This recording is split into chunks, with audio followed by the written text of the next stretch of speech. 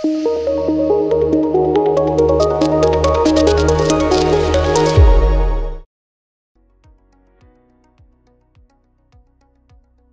Viewers, నేను doctor Suma, consultant 49 fertility centre Vijayawada.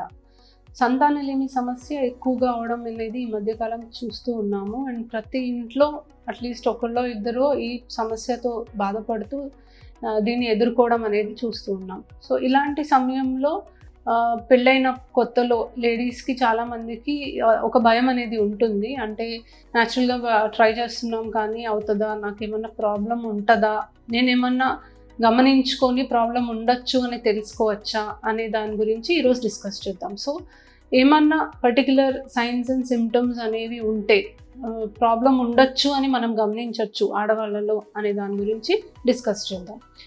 So first and foremost me period cycle అనేది track చేసుకోవడం చాలా important. Regular cycles వచ్చే వాళ్ళల్లో యూజువలీ హార్మోనల్ ఇంబ్యాలెన్స్ ఉండే అవకాశం తక్కువ, రెగ్యులర్ ఓవ్యులేషన్ జరిగే ఛాన్సెస్ ఎక్కువ. సో వీళ్ళకి న్యాచురల్ ప్రెగ్నెన్సీ ఛాన్సెస్ అనేవి ఎక్కువ.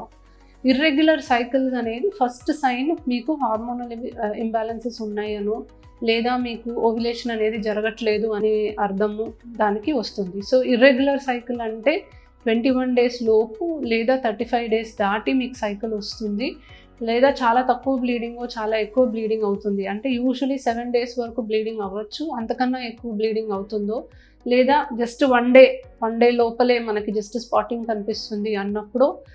అండ్ రెండోది, చాలా ఎర్లీ సైకిల్స్ వచ్చే వాళ్ళలో యూజువలీ ఎగ్ నంబర్ బాగా తగ్గినట్టు అర్థం. సో సైకిల్ ప్యాటర్న్ అనేది చాలా ఇంపార్టెంట్. రెగ్యులర్ సైకిల్స్ వచ్చేవాళ్ళు మాత్రమే ఒక 1 year పాటు రెగ్యులర్ అన్ప్రొటెక్టెడ్ ఇంటర్కోర్స్ అనేది ట్రై చేయొచ్చు. ఇర్రెగ్యులర్ సైకిల్స్ ఉన్న వాళ్ళు అంత టైం తీసుకోకుండా కొంచెం ఎర్లీగానే సంప్రదిస్తే మంచిది. రెండవది, కొన్ని ప్రాబ్లమ్స్ మనకి సంతానలేమి సమస్యకి దారితీస్తాయి. Like say for example PCOD, endometriosis, ఇవన్నీ కూడా మనకి సంతానలేమి సమస్యకి దారితీస్తాయి. కాబట్టి దానికి సిమ్టమ్స్ ఏమన్నా ఉన్నాయి అనేది కూడా మీరు గమనించుకోవాలి. సో పీసీఓడి ఉన్నప్పుడు కొంతమందిలో రెగ్యులర్ సైకిల్సే రావచ్చు, బట్ స్టిల్ పీసీఓడి ఉండొచ్చు. సో అబ్నార్మల్ ఏరియాస్లో హెయిర్ గ్రోత్ అవ్వడం, అంటే ఆండ్రోజన్ ఎక్సెస్ ఫీచర్స్ అంటాము.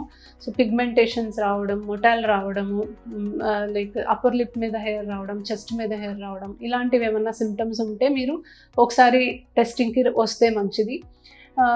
ఇర్రెగ్యులర్ సైకిల్స్, లేట్ సైకిల్స్ వస్తే డెఫినెట్లీ ఒకసారి టెస్ట్ చేసుకోవడం మంచిది. స్కాన్ అది చేసుకొని పీసీఓడి ఉందా తెలుసుకోవడం మంచిది.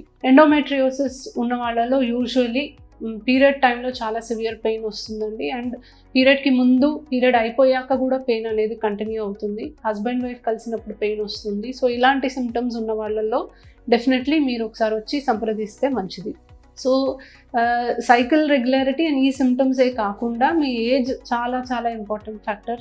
ఏజ్ ఎక్కువ అయ్యే కొద్దీ ఎగ్ నంబర్ తగ్గుతుంది. సే ఫర్ ఎగ్జాంపుల్ మీరు కొంచెం లేట్గానే మ్యారేజ్ చేసుకున్నారు, లేదా మీరు మ్యారేజ్ అలీగా చేసుకున్న ప్రెగ్నెన్సీ కొంతకాలం వరకు పోస్ట్పోన్ చేయాలి అనుకుంటున్నారు అంటే మీరు ఏఎంహెచ్ అని ఒక బ్లడ్ టెస్ట్ చేయించుకొని అది ఏ లెవెల్లో ఉందో చూసుకొని సేఫ్గా వెయిట్ చేసుకోవడం అనేది మంచిది.